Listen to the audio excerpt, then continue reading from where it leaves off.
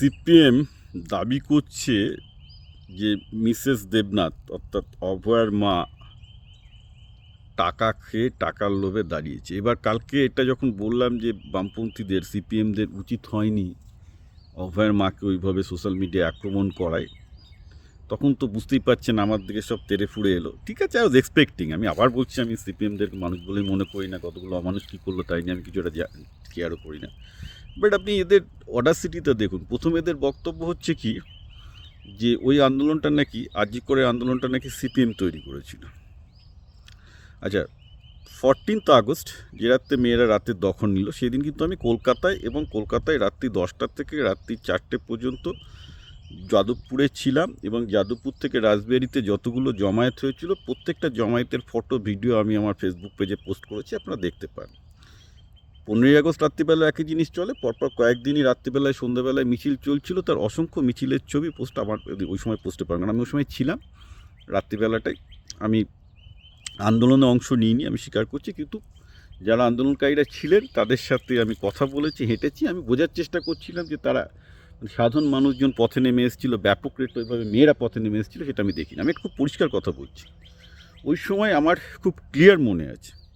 আমি অবাক, রাত্রি 11:30 12টার সময় সম্ভ্রান্ত ঘরের মেয়েরা, যারা কোনো দিন রাজনীতির সাথে কোনো সম্পর্ক নেই, মা মেয়ে তো প্রচুর নেমেছিল পথে। দিদিমা মা মেয়ে তিনজন, থার্ড জেনারেশন একসাথে হাঁটছে। তো যাদবপুরের ওই দিকটা দিয়ে 8B বাস স্ট্যান্ডের ওদিকে হাঁটছে, পাশে হাঁটছে। তো আমি জিজ্ঞেস করলাম কী ব্যাপার, আপনারা তো এমনিতে তো কখনো আসেন না রাজনৈতিক ইভেন্ট, আপনারা 3 জেনারেশন একসাথে নেমে গেলেন। সে দিদিমাটা আমাকে বললেন যে আজকে যদি আমি এই পথে না নামি রাত্রি 11টার সময়, অর্থাৎ তিনি একজন 65 ইয়ার্সের বৃদ্ধা, একটু কষ্ট করে হাঁটছেন, আমি যদি আজ নামি, আমার নাতনির ভবিষ্যৎ পশ্চিমবঙ্গে সুরক্ষিত নয়। অনেক মা মেয়ে সেদিনকে ছিল, আমি আশেপাশে কথা শুনছি, পরিষ্কার বলছি, আজকে যদি এটা ছিল মেয়েদের মুভমেন্ট, যে তারা পশ্চিমবঙ্গে তখন আনসেফ ফিল করছে, যে একটা ডাক্তারি পড়া মেয়ের সাথে কীভাবে একটা এরকম আচরণ হতে পারে, যে পেছনে একটা তৃণমূলের সিস্টেম কাজ করেছে। Let me be very clear, কোনো সন্দেহ নেই, তৃণমূলের করাপশন সিস্টেম ছাড়া এই অবস্থা কিন্তু যেত না।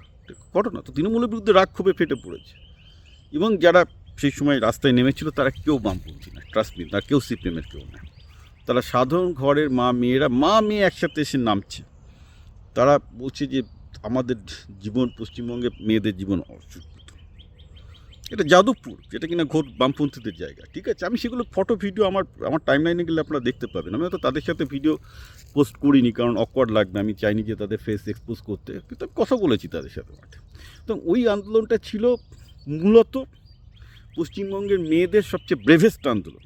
আর সেটাকে যদি বামপন্থীরা বলে এটা তাদের organisation, shit on them. Okay, basically এটা একটা, তারা যেমন মিথ্যা কথা বলে থাকে সেটা মিথ্যা কথা বলছে। এটা বিজেপির আন্দোলন না, সিপিএমেরও আন্দোলন না, এটা ছিল একটা মেয়েদের নিজেদের অধিকার রক্ষার আন্দোলন। আমি এত স্বতঃস্ফূর্ত আন্দোলন আমেরিকা বলুন, কারণ আমেরিকাতে আমি অনেক আন্দোলনের সাথে ছিলাম, দেখেছি, ভারতেও ছিলাম, এত স্বতঃস্ফূর্ত আন্দোলন আমি জীবনে দেখিনি, যেখানে মেয়েরা নিজেদের অধিকার রক্ষায় পথে নেমেছিল। আজকে সিপিএম দাবি করছে যে তারা তার পেছনে ছিল, তারা তার পেছনে ছিল না। তারা দেখেছিল যে বেসিক্যালি যেহেতু মেয়েরা রেগে আছে, লোকজন রেগে আছে, তারা সেখানে বেনো জলে মাছ ধরতে গেছিলো। বাইরে বিজেপিও একই কাজ করার চেষ্টা করেছিল, যদি পরে পিছিয়ে আসে আর কি, তারপরে তারা লজ্জা পেয়ে পিছিয়ে আসে। কিন্তু সিপিএমের তো চক্ষু লজ্জা বলতে কিছু নেই, একটা হিরো পার্টি, একটা পুরো মানে কী বলবো, যেটা একটা লজ্জাও নেই, যে একসময় যারা পশ্চিমবঙ্গে 50% প্লাস পেতো, এখন তারা 5% পায় না, সব জায়গায় জামানত জব্দ হয়, তারপরেও তাদের মাথায় কিছু ঢোকে না যে কেন তাদের এই অবস্থা হয়েছে তার কারণে এই অবস্থায়, কারণ তারা সৎ ব্যাপারটাকে স্বীকার করছে না। এখন বলছে কি যে না, সোশ্যাল মিডিয়ায় যে বামপন্থী লোকেরা করেছে তার দায়িত্ব আমরা নেব না। তো ভালো কথা। আবার একজন আমাকে চ্যালেঞ্জ করছে, আপনি কী করে বুঝলেন যে এই লোকটা বামপন্থী, যে উল্টোপাল্টা কমেন্ট করেছে? আরে ভাই, একটা ফেসবুকে একটা ক্লিক করলেই তো বোঝা যায়, তার টাইম লাইনে লাস্ট 2 সপ্তাহে তার পোস্ট ক্যান করলে বোঝা যায় যে সিপিএমের না কার সন্তান। ঠিক আছে, যদিও ধরে নিই যে সিপিএমের টপ ম্যানেজমেন্ট, টপ লিডাররা, সেন্ট্রাল কমিটি, তারা অভয়ের মাকে অপমান করেনি, মেনে নিলাম। কিন্তু তারপরে আপনারা দাবি করছেন যে ব্রিজভূষণ অর্থাৎ বিজেপির এতগুলো বিজেপির দলে তার মা কী করে জয়েন করে, যেখানে বিজেপির রেপিস্টদের ইয়ে করেছে, শেল্টার দিয়েছে। অনেক বিজেপি নেতাই রেপিস্ট, যদি এভাবে বলে যায়। আরে বাবা, সিপিএমের 34 ইয়ার্স থেকে পশ্চিমবঙ্গে কম রেপ হয়েছে, কী উল্টোপাল্টা কথা বলছেন? আমি 34 ইয়ার্সের স্মৃতি এভাবে ভুলে যাব?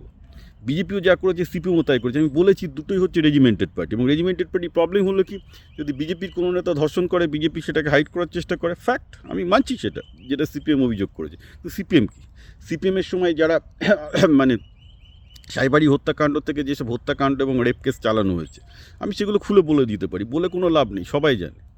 সেই সময় সিপিএম তাদের শেল্টার দেয়নি, সবাইকে শেল্টার দিয়েছে। তো সিপিএম করলেই 7 খুন মাপ। তো 34 ইয়ার্সে সিপিএমের যে জগৎ এটাই ছিল, সুতরাং ওগুলো মানে ঠকবাজ থেকে গাউজার হয়ে যাবে। সেই জন্য এইসব বাজে কথা বললে লাভ নেই। ফ্যাক্ট হচ্ছে তার মেয়ে, তার মা দাঁড়াতে চাইছেন, তিনি মনে করছেন যে বিজেপি তাকে প্ল্যাটফর্ম দিয়েছে, তো করুন, তিনি সেই প্ল্যাটফর্ম থেকে করুন। আর এটা তো এই নয় যে সিপিএমের যখন নেতারা ধর্ষণ করেছিল সিপিএমের সমস্ত মেয়েরা তার পক্ষে ছিল না। তেমন বিজেপির মহিলা নেতৃবৃন্দ যে ব্রজভূষণের পক্ষে ছিল তা নয়, তারাও প্রতিবাদ করেছে। তো আসুন প্র্যাকটিক্যালি কথাবার্তা বলুন।